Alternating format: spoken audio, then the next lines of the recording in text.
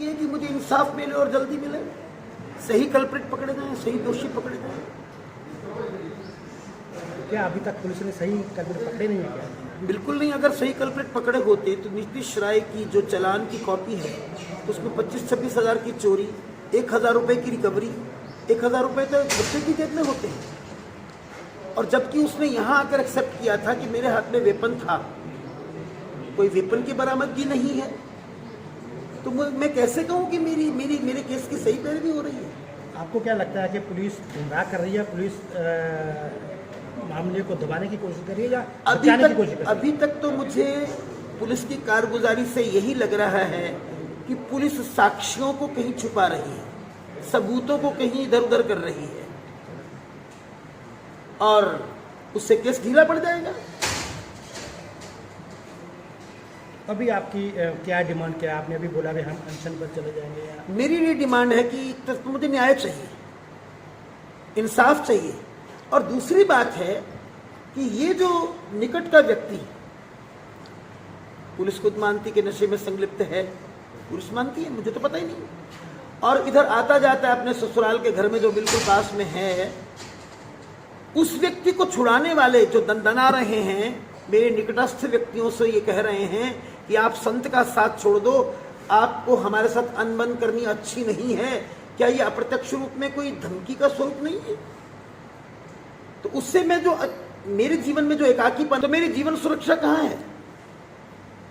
Police लेना नहीं चाहती, दोषियों को यह वातावरण मिल गया कि वो दंदनाएं। मैंने 15 दिन के लिए कहा है, ये मेरा निवेदन जो है उस पर गौर करें, मुझे इंसाफ दें। अगर उस पर इंसाफ नहीं मिलता तो फिर मैं अपने संत समाज के साथ हूं, वो तो तैयार बैठे, और हिंदू संगठनों के साथ हूं, उनके प्रतिनिधि तैयार बैठे। वो अगली कार्रवाई मीटिंग करके बिल्कुल तय कर लेंगे और फिर हम इससे बड़ी ही करेंगे, जिसमें सीएम साहब, डीजीपी साहब, उनसे मुलाकात भी हो सकती है। मुलाकात में कामयाबी नहीं मिलती तो घेराव भी हो सकता है। आपने एक आरोप लगाया कि जिला मुखी ने के लिए मुझे कहा, मैंने उनको कोऑपरेट किया, परंतु मुझे सबसे ज्यादा ये बात लग रही है कि जिला मुखी को भी आगे की कार्रवाई में कहीं अंधेरे में तो नहीं रखा जा रहा। इसीलिए मैंने एसएसपी साहब से भी निवेदन की बात मेंशन की। फिर कहाँ लैप्स कहाँ है? अगर एसएसपी साहब को गुमराह किया तो कौन सिटी गुमराह थाने कर रहा में, है? सिटी थाने में। आप सीधा सिटी थाने पे आरोप लगा रहे हैं कि वो आरोपियों को बचाने की कोशिश कर रहे हैं। जी कह रहा हूं, कार्रवाई है, इसको स्थानांतरित किया जाए, किसी और एजेंसी को, किसी और थाने को दे दी जाए। मुझे यहां कोई भरोसा नहीं है और आशा भी नहीं है। देखिए, मैं ना तो अदालत हूं, ना इन्वेस्टिगेटर हूं, लेकिन राजनीतिक वारदातों की कड़ी में मेरी वारदात है।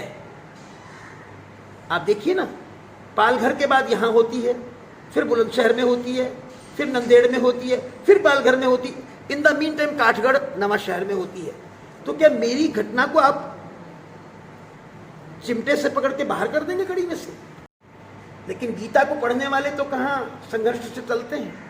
मैंने अंतिम सांस तक संघर्ष का कार्य किया और परिणाम ये निकला कि उन लोगों के मन में ये बात शायद आई हो कि समय बहुत नष्ट हो गया, या ईश्वर ने उनकी बुद्धिमती को फेर दिया हो, उन्होंने उसके बाद कुछ रुख बदला। अभी ओवरऑल मैं इंसाफ चाहता हूं, सही कल्प्रिट पकड़े जाएं और मेरी सुरक्षा सुनिश्चित की जाए।